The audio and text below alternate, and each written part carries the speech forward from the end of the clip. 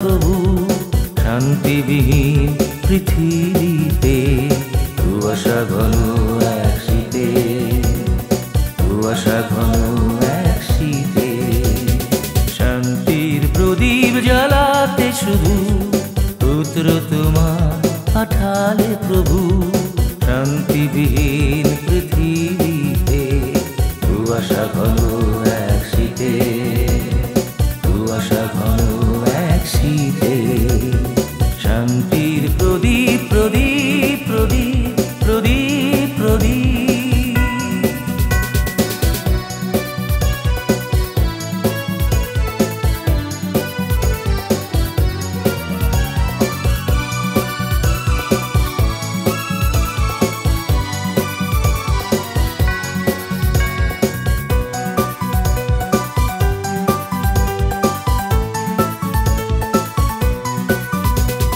চাওনি তুমি কোনো ধনরাশি চেয়েছো সুখে মুখে থাক ওদের হাসি আর তোমার সৃষ্টি যেন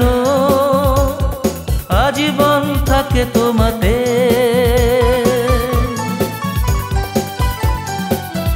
ও চাওনি তুমি কোনো ধনরাশি চেয়েছো সুখে মুখে থাক ওদের হাসি আর তোমার সৃষ্টি যেন আজীবন থাকে তোমাতে শান্তির প্রদীপ জ্বালাতে শুধু পুত্র তোমার পাঠালে প্রভু শান্তিবিহীন পৃথিবীতে কুয়াশা ঘন এক শীতে কুয়াশা ঘন এক শীতে শান্তির প্রদীপ প্রদীপ প্রদীপ প্রদীপ প্রদীপ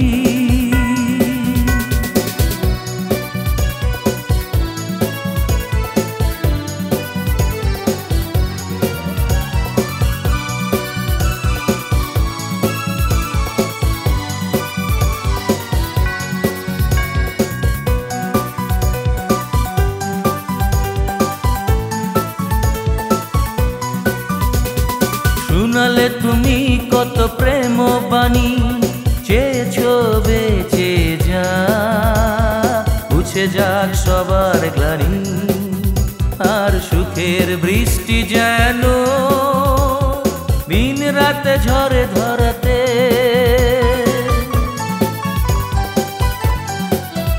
ও শুনালে তুমি কত প্রেম বাণী চেয়েছো বেঁচে যা মুছে যাক সবার গ্লানি আর সুখের বৃষ্টি যেন দিন রাতে ঝরে ধরাতে শান্তির প্রদীপ জ্বালাতে শুধু পুত্র তোমার পাঠালে প্রভু শান্তিবিহীন পৃথিবীতে কুয়াশা ঘন এক শীতে কুয়াশা ঘন এক শীতে শান্তির প্রদীপ প্রদীপ প্রদীপ প্রদীপ প্রদীপ প্রদীপ প্রদীপ